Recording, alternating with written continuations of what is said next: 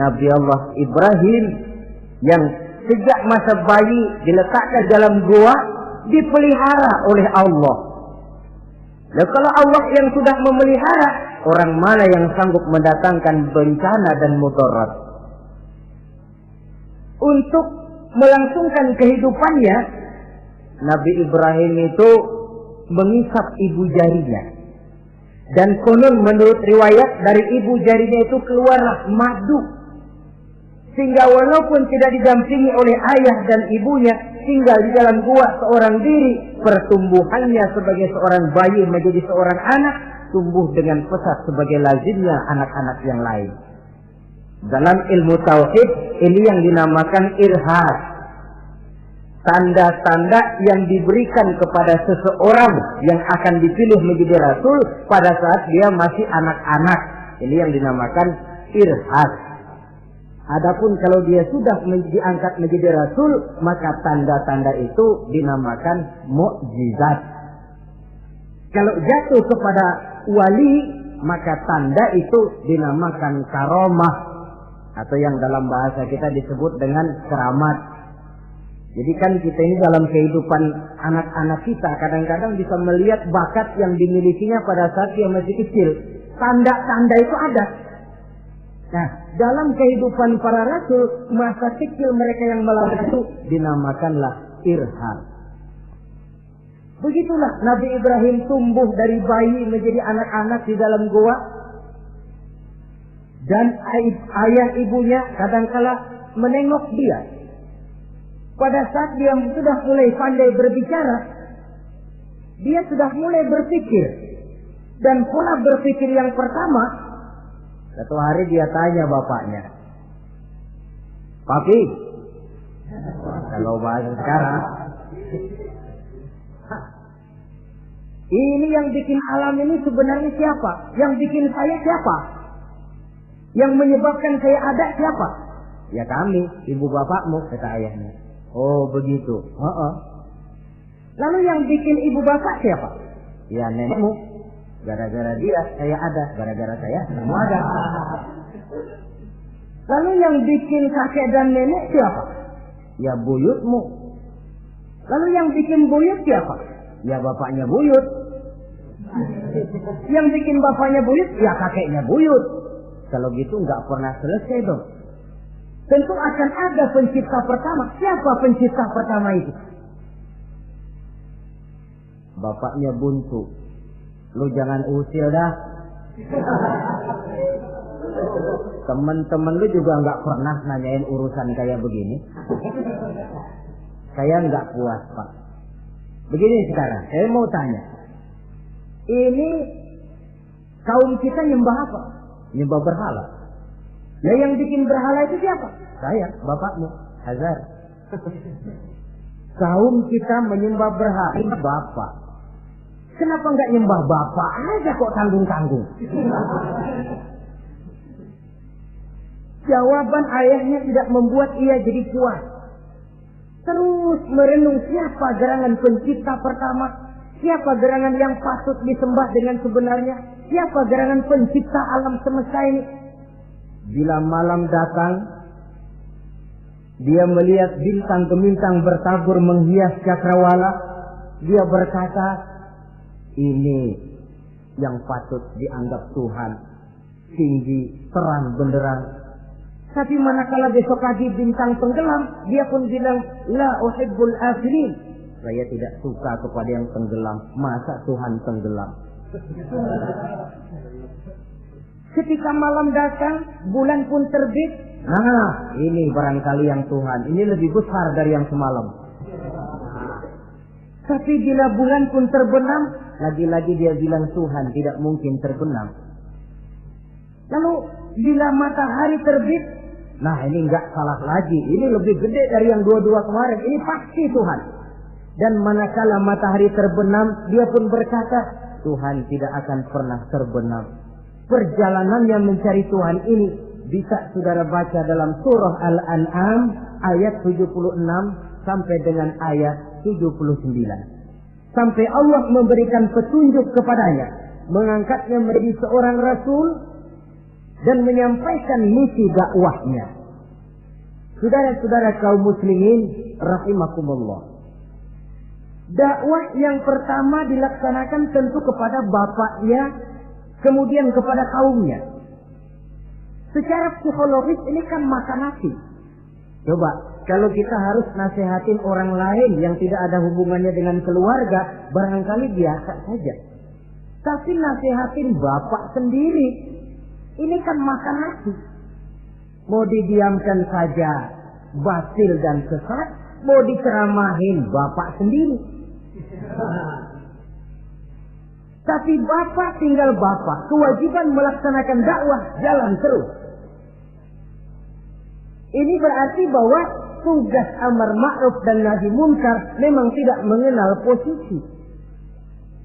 Begitulah saudara-saudara, sampai kepada satu hari Nabi Ibrahim melaksanakan dialog dengan kaumnya. Saudara-saudara, hadhihi tamathil allati antum laha akifun. Surah Al-Anbiya ayat 51. Saudara-saudara, berhala-berhala ini yang bapak saya yang buat, inikah yang selama ini tuan-tuan sembah? Kaumnya menjawab, qalu wajadna aba'ana laha abidin. Iya, sebab nenek moyang kami, nenek moyang kita juga dulu nyembah itu. Bagaimana nenek moyang kita, begitulah kita. Jawab Nabi Ibrahim, laqad kuntum wa aba'ukum fi dhalalin mubin. Sebenarnya kamu dan nenek moyangmu sama, borongan satu gerbong sesat. Kok kamu ngikutin nenek moyang kamu? Mereka nggak berpikir, kamu nggak ikut berpikir. Mereka sesat, kamu ikut sesat. Kamu sudah hidup di satu zaman yang maju sekarang ini. Kenapa mau kembali ke zaman nenek moyang dulu? Menyembah berhala yang nyata-nyata tidak sanggup mendengar, tidak sanggup melihat, tidak sanggup memberikan manfaat mudarat. Pokoknya kalau kamu tidak tinggalkan berhala-berhala ini, satu saat pasti akan saya sikat dan saya hancurkan. Jadi saudara-saudara, prinsip dakwah itu memang tentu harus bil hikmah wal mau'izatil hasanah, dengan bijaksana dan dengan nasihat-nasihat yang baik. Tapi kalau sudah mencegah suatu kemunkaran, kata Nabi, man ra'a minkum munkaran falyughayyirhu biyadihi. Siapa di antara kamu yang melihat suatu kemunkaran, hendaklah dia berusaha merubah dengan kekuatan tangannya. Kalau dengan tangannya dia tidak sanggup, fabilisani, hendaklah dengan lidahnya. Kalau itu pun dia tidak mampu, fabiqalbi, hendaklah dalam hatinya. Dan mencegah suatu kemungkaran dengan hati, itulah nilai iman yang terendah adanya. Nabi Ibrahim melihat bahwa watak menyembah berhala ini sudah berurat dan berakar. Kenapa? Mereka mengembalikan itu kepada kebiasaan dan tradisi nenek moyang. Sama juga di zaman kita sekarang ini.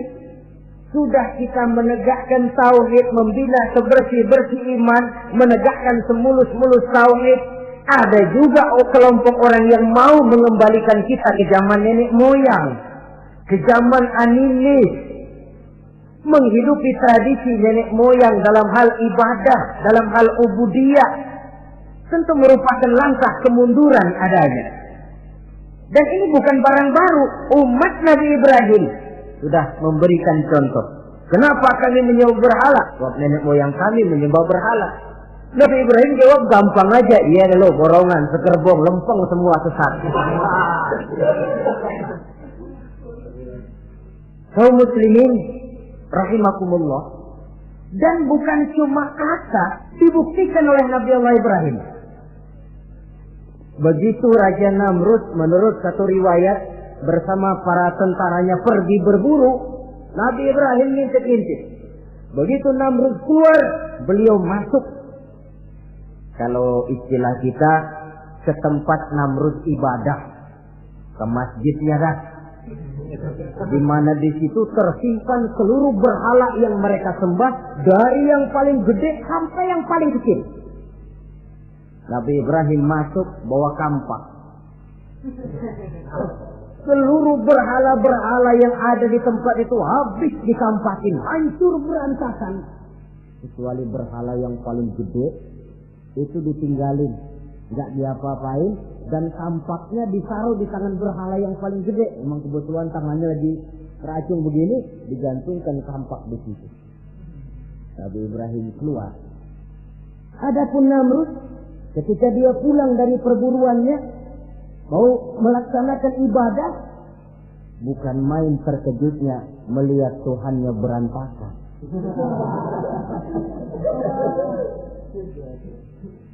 Waduh, ini celaka, kerjaan siapa ini? Dikumpulkan para intel negara, staf-staf khusus. Ini ada supersip masuk kemari, mengganggu stabilitas peribadatan kita. Ini mesti dicari siapa biang keroknya ini. Cari sampai ketemu siapa yang menghancurkan Tuhan-Tuhan kita ini. Intel pun disebar. Ada yang ke kota, ada yang ke desa, ada yang pokoknya ke seluruh penjuru. Sampai ada yang desas-desuskan. Tuan Raja, gimana? Saya dengar selentingan berita. Berita apa? Pada waktu Tuan Raja pergi berburu, seorang anak muda bernama Ibrahim masuk ke tempat ibadah kita. Barangkali dia yang menghancurkan patung-patung kita. Kalau begitu cari, tangkap Ibrahim, tangkap. Panggil kepala intel. Dipanggil. Kamu cari orang namanya Ibrahim, tangkap. Kok ditangkap? Tangkap. Sebab menurut berita dia yang menghancurkan berhala-berhala kita.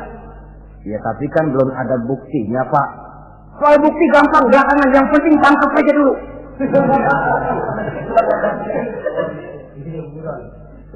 Ini supersip ini. Saudara-saudara,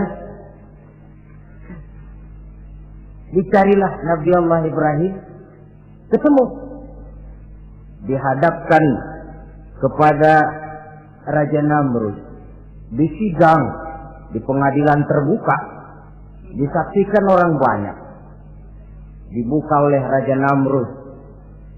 Sidang luar biasa dalam rangka memeriksa dan mengadili tertuduh Ibrahim. Dengan ini kami buka, kami nyatakan dibuka untuk umum. Terdakwa supaya dibawa ke dalam ruangan sidang. Dihadapkan Nabi Ibrahim. Nama Ibrahim. Orang tua. Tuduhan menghancurkan berhala. Hadza bi alihatina ya Ibrahim. Hai Ibrahim, benarkah kamu yang menghancurkan Tuhan-Tuhan kami? Siapa bilang? Ada berita yang sampai kepada kami. Ketika kami keluar, kau masuk ke tempat kami ibadah. Ngaku aja dan ngaku. Daripada urusan jadi panjang, mendingan ngaku aja dah. Kata Nabi Ibrahim, enggak. Bal fa'aluhu kabiruhum hadha. Yang menghancurkan berhala-berhala Tuhan, berhala yang paling besar ini. Yang paling besar ini. Besarnya nunjuk ke patung, ininya nunjuk ke dirinya. Kabiruhum kepada berhala, hadha kepada dirinya sendiri. Wah, enggak, kata Nabi Ibrahim. Setahu saya enggak semua berhala hancur.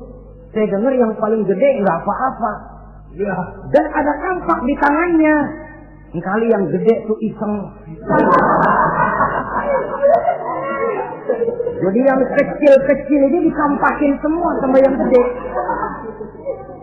Buktinya kampak masih ada di tangannya, kok tanya aja dia. Kata Namrud, Ibrahim, kamu sudah gila apa? Kenapa? Masa saya disuruh nyembah berhala, disuruh nanya berhala? Jadi nggak bisa jawab dia, nggak bisa jawab. Nah kalau nggak bisa jawab, kenapa disembah? Yang gila saya apa sampean?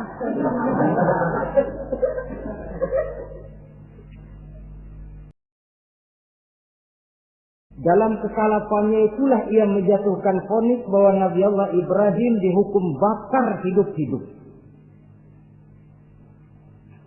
Pada hari yang ditentukan, dikumpulkanlah kayu bakar sebanyak-banyaknya, hingga merupakan timbunan besar yang menyerupai sebuah bukit kecil. Apabila segalanya telah siap, kayu bakar itu pun disulut orang, dan api mulai menjilat ke sana kemari, makin lama makin besar, makin lama makin besar, sehingga tentara Namrud bingung, ini Ibrahim bagaimana ngebakarnya? Kalau kita anterin ke api, kitanya ikut angus, dilemparin nggak mungkin sampai. Lalu mereka menemukan akal, dibuat semacam lentingan busur panah. Kalau istilah kita di kampung kayak selepetan begitu. Sehingga Nabi Ibrahim dilemparkan dan tepat jatuh di tengah kobaran api yang menggunung. Namrud tentu saja memandang dengan perasaan puas. Segenap konco-konco dan antek-anteknya melihat dengan hati yang lega.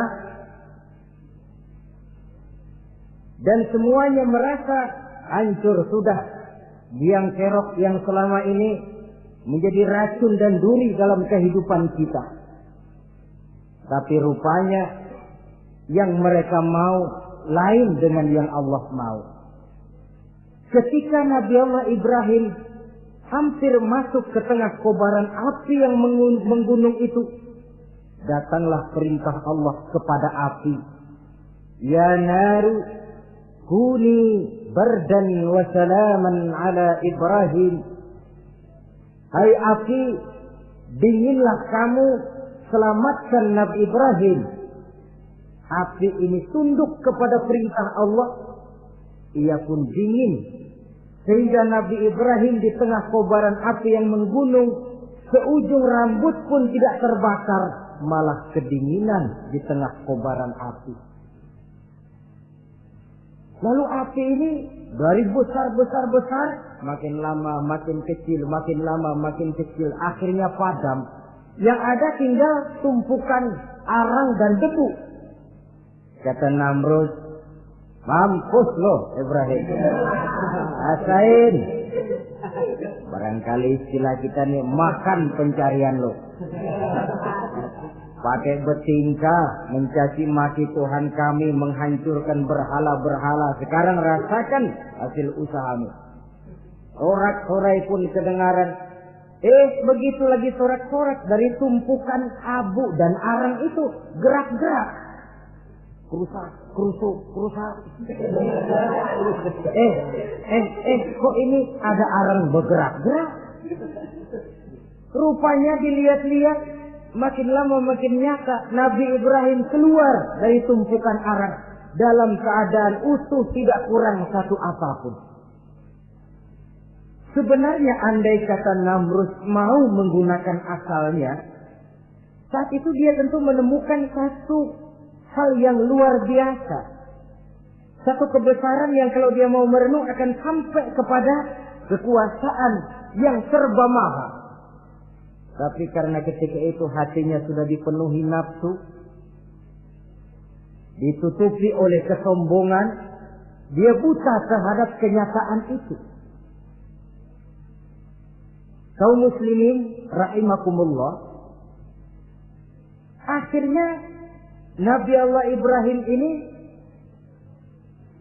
diteror langsung oleh orang tuanya. Kata abahnya,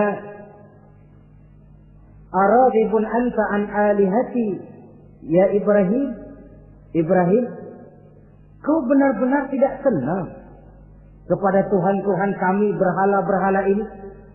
La illam tantahi la arjumannaka wahjurni maliya. Kalau engkau tidak berhenti, hai Ibrahim, tidak berhenti memperkenalkan Tuhan seru sekalian alam, tidak berhenti mencela dan mencaci bahkan menghancurkan berhala-berhala kami, la arjumannaka, akan kami rajam kamu. Iya, kalau raja yang ngancam begini, orang tua beliau sendiri ngancam begini. Itulah tantangan dakwah, saudara-saudara. Kita melaksanakan dakwah ini tempo-tempo berhadapan dengan penguasa yang mentalnya macam Namrud. Tempo-tempo berhadapan dengan orang kaya yang pelitnya macam Qarun. Tempo-tempo berhadapan dengan orang tua yang mentalnya macam Azar.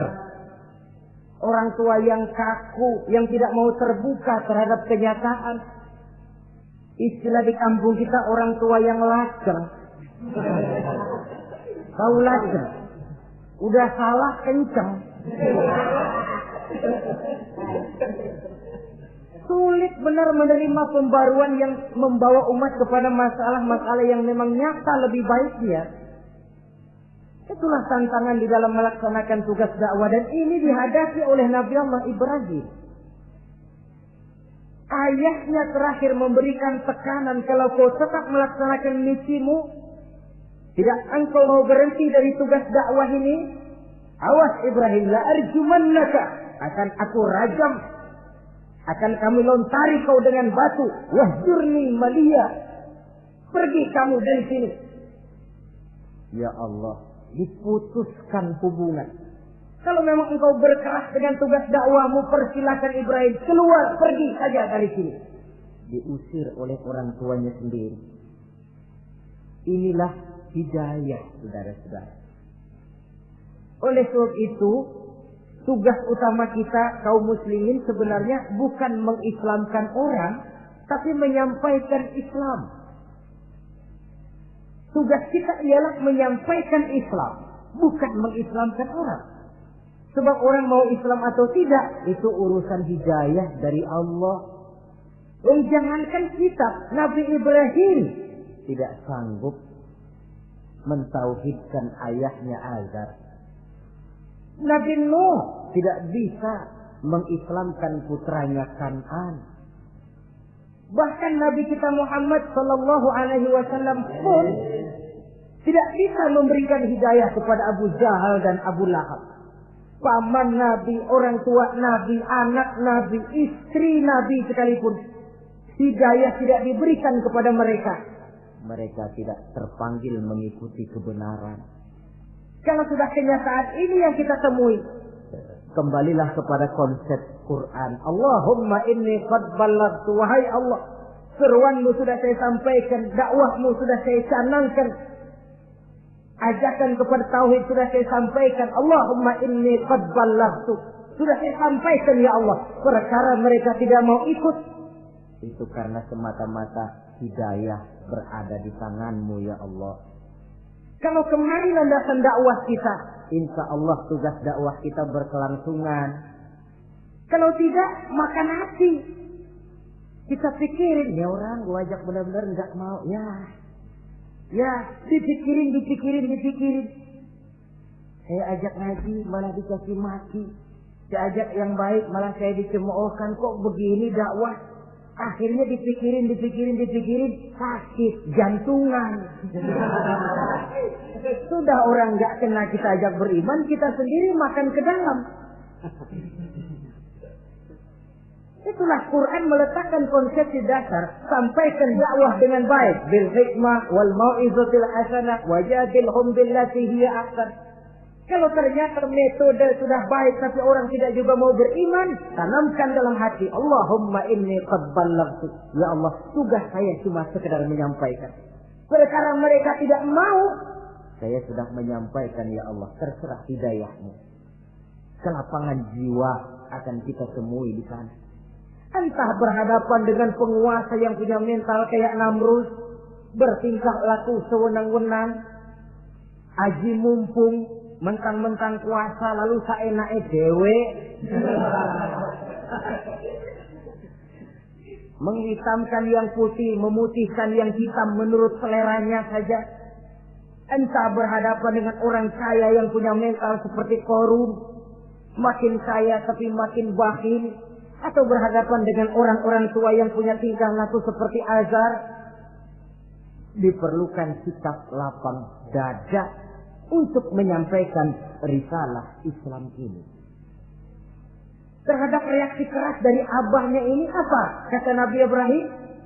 Surah Maryam ayat 47 menjelaskan, Salamun alaika, sa'astaghfiru laka rabbi, innahu kana bi hafiyya, wa'atazilukum wa ma ta'buduna min dunillah. Kalau memang begitu Abah, Salamun alaika. Oke Abah, selamat jalan. Marilah kita tempuh jalan kita masing-masing. Saya memang anak Bapak, tapi tauhid adalah prinsip. Allah Tuhan saya. Ini prinsip. Kalau Bapak tidak mau mengikuti seruan saya, padahal saya sayang kepada Bapak, saya cinta kepada Bapak, saya tidak ingin Bapak bersekutu dengan setan, saya tidak ingin Bapak menemani setan di dalam neraka, saya ingin menyelamatkan Bapak. Tapi ini rupanya vonis Bapak. Hendak merajam saya, mengusir saya dari sini. Oke, Bapak. Salamun alaika. Selamat jalan. Sa'astaghfirullah. Saya akan memohon ampun kepada Allah untuk Bapak. Memohon ampun. Jadi walaupun dalam Islam kita berbeda akidah dengan orang tua, tetapi kewajiban untuk berbakti tidak menjadi putus karenanya. Dalam surah Luqman dijelaskan, apabila kedua orang tuamu memaksamu untuk menyekutukan Allah, jangan taati. Tetapi sungguh pun demikian, wa sahibhuma fid dunya ma'rufa. Tetaplah engkau pergauli keduanya di dunia ini secara baik. Toleransi yang besar ditunjukkan oleh Islam. Dan lebih besar lagi dilaksanakan oleh Nabi Allah Ibrahim. Sungguh pun Bapak sudah mengusir saya, menolak mentah-mentah ajaran tauhid, tetap juga menyembah berhala, tetap juga bersekutu dengan setan. Saya akan memohonkan ampun kepada Allah untuk Bapak. Wa atazilukum. Saya akan menjauhkan diri dari apa yang Bapak sembah, dari apa yang kaum kita sembah selain daripada Allah. Bapak menyembah berhala, kaum kita ini menyembah berhala. Wa atazilukum. Saya akan menyingkir dari semua itu. Selamat jalan Abah. Istilah kita goodbye my dear. Ini jalan yang membedakan saya dengan Abah. Jalan tauhid dan jalan syirik. Di sini kita harus berpisah. Walaupun dengan berat hati kita berpisah. Jadi keluarga dan akidah punya garis yang jelas. Umumnya, ya walaupun baik tapi memang harus ditingkatkan. Umumnya kita ini kan mayoritas merasa sebagai muslim karena keturunan. Kenapa kamu Islam? Bapak saya Islam, nenek saya Islam, saya Islam. Baiklah, itu pun baik. Pada mulanya memang harus begitu. Tapi lambat laun kita tentu harus merasakan bahwa keberadaan kita dalam Islam tidak cukup cuma karena faktor keturunan. Dengan kata lain kita harus memperbaiki kualitas keislaman kita. Inilah proyek utama kita sekarang, mengislamkan orang Islam. Saudara-saudara kaum muslimin rahimakumullah. Maka Nabi Ibrahim pun meninggalkan orang tuanya, meninggalkan kaumnya, uzlah, hijrah ke tempat Baitul Maqdis, daerah di Palestina sekarang ini. Sejarah kehidupan Rasul umumnya memiliki kemiripan. Rata-rata ditentang oleh kaumnya sendiri dan sebagian besar lalu hijrah. Itu barangkali memang resiko dari satu perjuangan. Nah, begitu tantangan yang dihadapinya dalam melaksanakan dakwah. Lalu cobaan-cobaan yang diberikan Allah kepada Nabi Ibrahim pun luar biasa. Pantas kalau beliau itu masuk ulul azmi dan mendapat titel Khalilullah. Nabi Ibrahim titelnya Khalilullah. Orang yang mencintai dan dicintai Allah. Khalilullah. Ini terbukti dari cobaan-cobaan yang dihadapinya. Pertama, dari perkawinannya dengan Siti Hajar. dengan Siti Sarah maksud saya, beliau tidak dikaruniai seorang anak pun. Umur sudah lanjut. Padahal anak kita tahu pelanjut sejarah, penyambung cerita, si buah hati belahan jantung. Sampai pada satu hari Hajar musyawarah. Kalau bahasa kita, Bang, bagaimana Hajar? Lama juga kita sudah berumah tangga kan, Bang? Lalu, dan kita sejauh ini belum dikaruniai seorang anak tuh. Ya sabarlah. Pada waktunya tentu akan ada juga. Tapi kapan lagi, Bang? Usia kita sudah cukup lanjut.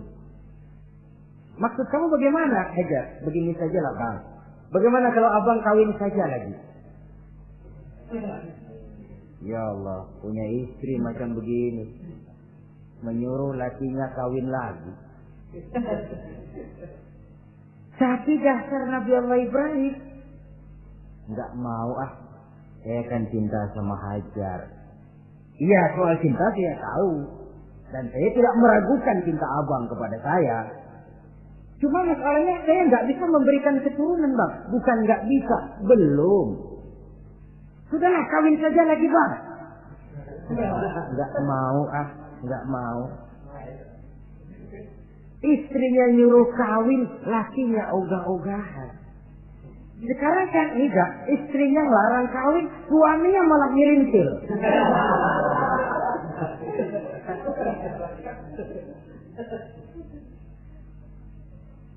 Sampai ketika didesak kata Ibrahimnya, kalau itu yang Sarah Hajar mau, biarlah, jadilah.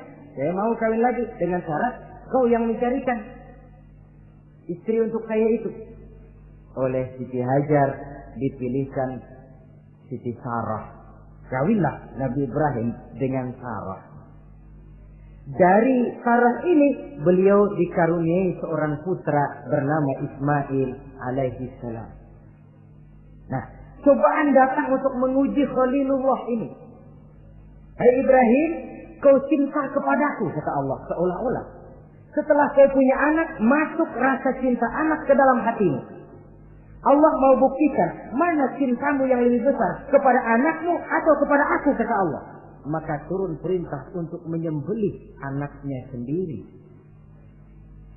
Satu riwayat menceritakan bahwa latar belakang perintah menyembelih anak ini sebenarnya gara-gara Nabi Ibrahim juga ketelepasan ngomong. Beliau pernah menyembelih 300 ekor onta dan 1000 ekor kambing. Dagingnya dibagikan kepada fakir miskin, dilaksanakan penyembelihan itu untuk mendekatkan diri kepada Allah. Dekat. Tidak cuma manusia, malaikat kagum, dipuji Nabi Ibrahim. Bukan main Ibrahim, kaya berani. Ya, kalau miskin berani, nekat kali. Ini kaya berani. Menyembelih 300 unta, 1000 kambing, dagingnya disedekahkan kepada fakir miskin. Luar biasa Ibrahim. Ketika dipuji orang banyak, itulah beliau timbul sifat manusianya. Apa kata beliau? Saya mah jangankan kambing sama unta, anak juga kalau saya punya disuruh potong, saya potong untuk mendekatkan diri kepada Allah. Kenapa ketelepasan ngomong begitu? Sebab waktu itu belum punya anak, ngomongnya enak. Sama juga kita, goma kalau punya motor, siapa juga ketemu di jalanan, gue boncengin. Lagi belum punya. Kalau udah punya, lain gayanya. Itu biasa itu, omongan orang belum kaya emang gitu.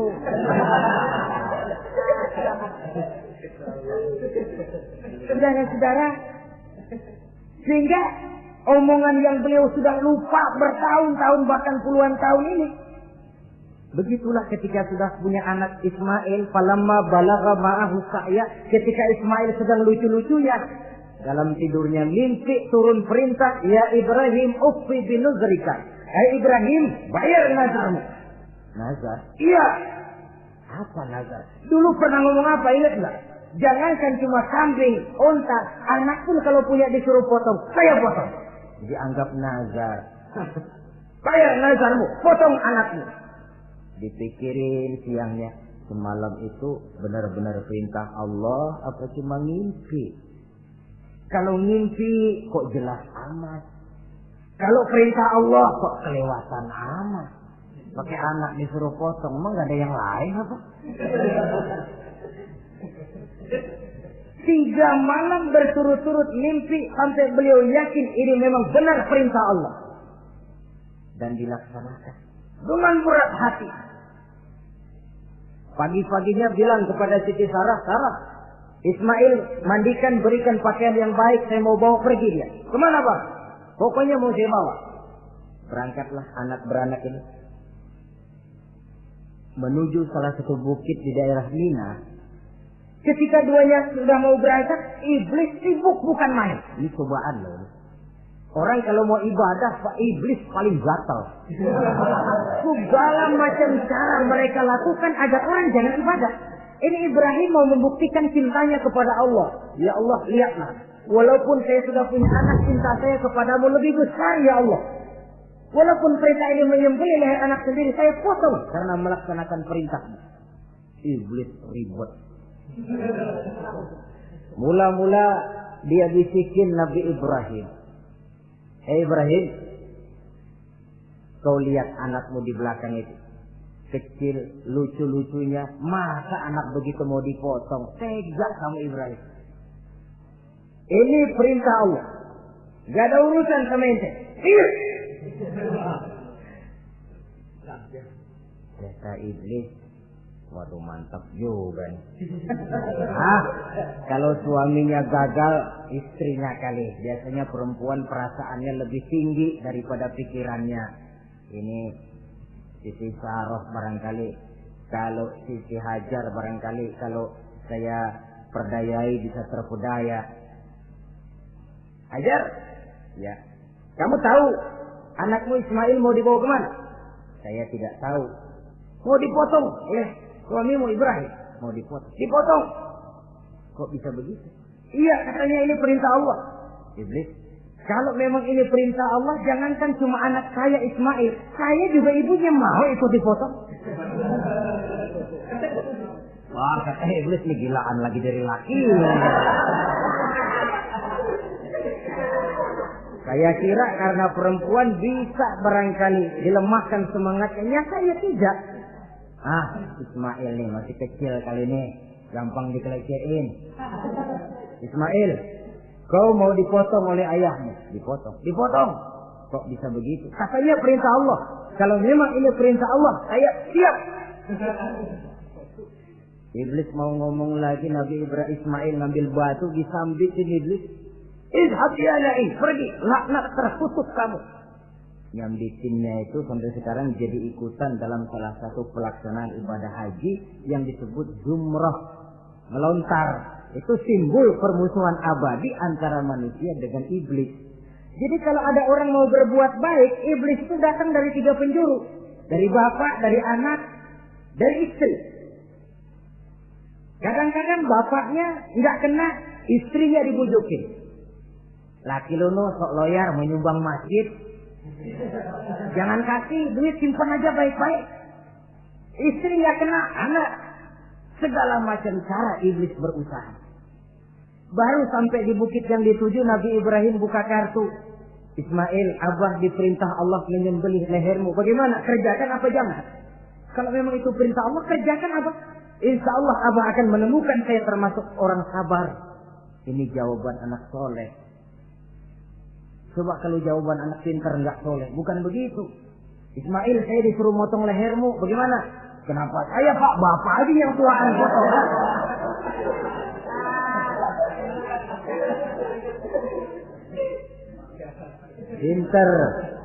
Pinter, tapi nggak soleh, ya begitu itu, minteri jadinya. Saudara-saudara, sampai Nabi Ismail diganti oleh Allah dengan seekor kambing kibas. Cobaan terhadap kecintaannya kepada Allah. Kau cinta aku, itu benar. Tapi setelah kau punya anak, rasa cinta anak masuk ke dalam hatimu. Mana lebih besar, cintamu kepada anakmu atau cintamu kepada aku, kata Allah. terbukti cintanya kepada Allah lebih besar daripada cintanya kepada anaknya. Bukankah nilai cinta itu baru terasa nyata kalau sudah lewat cobaan, lewat pembuktian? Sehingga dengan demikian kata orang, biasanya cinta itu menuntut pengorbanan. Berani bercinta, berani berkorban. Jangan takut berkorban, nggak usah cinta-cintaan.